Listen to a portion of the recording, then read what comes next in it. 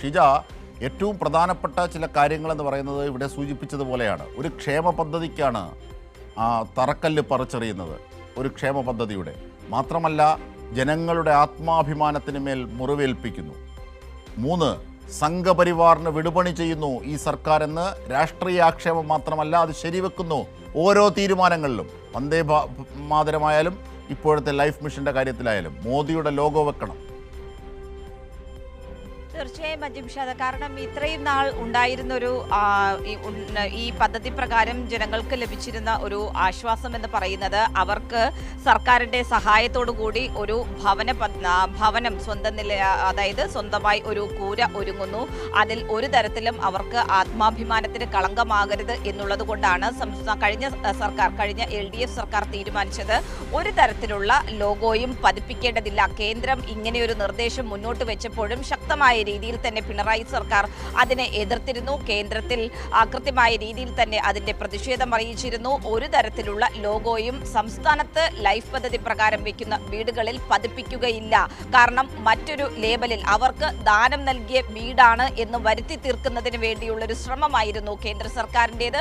അത് അംഗീകരിക്കാൻ തയ്യാറല്ല എന്നുള്ള കൃത്യമായിട്ടുള്ള നിലപാട് വ്യക്തമാക്കുകയും ചെയ്തിരുന്നു. പക്ഷേ അതിലാണ് ഇപ്പോൾ മാറ്റം വരുന്നിരിക്കുന്നത്. അപ്പോൾ ഇനി മുതൽ ഈ ഗുണഭോക്താക്കൾ നേരിടുന്ന ഒരു പ്രശ്നമെന്ന് പറയുന്നത് അവർ തുക നൽകണം. ആ പണം നൽകുന്നതിന് പുറമെ ഈ കേന്ദ്രത്തിന്റെ ലോഗോയും അവരുടെ വീടുകളിൽ പതിപ്പിക്കുന്നു എന്നുള്ളതാണ് അതിൽ ഏറ്റവും വലിയ ഒരു കാര്യം എടുത്തു പറയേണ്ടത്. അങ്ങനെ പ്രതിപക്ഷത്തായിരുന്നപ്പോൾ പോലും ഇതിനെ വിമർശിച്ചിരുന്നവരാണ് ഇപ്പോൾ ഭരണത്തിലേക്ക് എത്തുമ്പോൾ എല്ലാ വിഷയങ്ങളിലും യൂടേൺ അടിക്കുന്നത്. അതും കേന്ദ്രം എന്ത് പറയുന്നോ, കേന്ദ്രം പറയുന്ന കാര്യങ്ങൾ അണാപ്പൈ വിടാതെ എല്ലാം നടപ്പിലാക്കാൻ വേണ്ടി മുന്നിട്ട് നിൽക്കുന്ന ഒരു UDF സർക്കാർ എന്ന രീതിയിൽ തന്നെ ഇതിനെ വ്യാഖ്യാനിക്കേണ്ടി വരും. കാരണം പറയേണ്ട കാര്യങ്ങൾ, കേന്ദ്രത്തോട് എതിർപ്പ് പ്രകടിപ്പിക്കേണ്ട കാര്യങ്ങളിൽ എതിർപ്പ് പ്രകടിപ്പിച്ച് മുന്നോട്ട് പോകുക എന്നുള്ളൊരു നിലപാട് UDF സർക്കാർ ഒരു ഘട്ടത്തിലും സ്വീകരിക്കുന്നില്ല എന്നുള്ളത് നമ്മൾ പല വിഷയങ്ങളിൽ കണ്ടതാണ്. അതിന്റെ ഏറ്റവും ഒടുവിലത്തെ ഉദാഹരണം തന്നെയാണ് ഇപ്പോൾ ഈ ലൈഫ് പദ്ധതിയിലുള്ള തീരുമാനത്തിലൂടെ നമുക്ക് വ്യക്തമാകുന്നത്. ഏതായാലും ആ ഭവന പദ്ധതിയെ തന്നെ അപ്പാടെ തകർക്കുന്ന ഒരു തീരുമാനം അത് തന്നെയാണ് ഇപ്പോൾ സംസ്ഥാന സർക്കാർ സ്വീകരിച്ചിരിക്കുന്നത് എന്നുള്ള കാര്യത്തിൽ ഒരു തരത്തിലുള്ള തർക്കവുമില്ല. ഇനി ഈ ലൈഫ് പദ്ധതിയിൽ അപേക്ഷിച്ച് ഇരിക്കുന്നവർ പോലും അതിൽ നിന്ന് പിന്നോട്ട് പോകുന്ന ഒരു സാഹചര്യത്തിലേക്ക് കാര്യങ്ങൾ എത്തും എന്നുള്ളതിൽ ഒരു തരത്തിലുള്ള തർക്കവുമില്ല. അങ്ങനെ ആ ഭവന പദ്ധതിയെ പൂർണ്ണമായും അട്ടിമറിക്കുന്നതിന് വേണ്ടിയുള്ള ഒരു നീക്കം അത് തന്നെയാണ് ഇത് എന്നുള്ളതിൽ ഒരു തരത്തിലുള്ള തർക്കവുമില്ല. അജിംഷാദ്, തീർച്ചയായും. കാരണം മുൻ UDF കൺവീനർ തന്നെ അവർ പ്രതിപക്ഷത്തിരുന്ന കാലത്ത് പറഞ്ഞതാണ് ലൈഫിന് പൂട്ടിടും. മാത്രമല്ല, അനിൽ അക്കരയെ പോലുള്ള അന്നത്തെ MLA-മാരൊക്കെ ഈ ലൈഫിനെ പൂട്ടിടാൻ വേണ്ടി നിയമപരമായി മോദി സർക്കാരിനെ സഹായിക്കുന്ന തരത്തിൽ രാഷ്ട്രീയ ഇടപെടൽ നടത്തിയതും നമ്മുടെ ഓർമ്മ പദങ്ങളിലുണ്ട്. ഇത് മാത്രമല്ല, ഇവിടെ 2.5 ലക്ഷം നൽകുന്ന നഗരസഭയും സർക്കാരും കൂടെ ചേർന്ന് 2.5 ലക്ഷം നൽകുന്ന 1.5 ലക്ഷമായി ചുരുക്കിയത് കൊണ്ടാണ് ഈ ഗുണഭോക്താവിന് ഇത്തരത്തിൽ പണമിടേണ്ടി വരുന്നത്. അപ്പോൾ സൗജന്യ പാർപ്പിട പദ്ധതി എന്നതാണ് ഇല്ലാതാകുന്നത്. ഷീജ, ക്ഷേമ പെൻഷൻ്റെ കാര്യത്തിൽ ഇത് തന്നെയാണ് സംഭവിച്ചത്. മോണ കാട്ടിച്ചിരിക്കുന്നവർ കരയേണ്ടി വരുന്ന സാഹചര്യം ഇപ്പോൾ ഉണ്ടാക്കി. ഇപ്പോഴിതാ വീട്, അടച്ചുറപ്പുള്ള വീട് എന്ന അവൻ്റെ അവകാശത്തിന്മേൽ കരിനിഴൽ വീഴ്ത്തുന്നു. ഷീജ,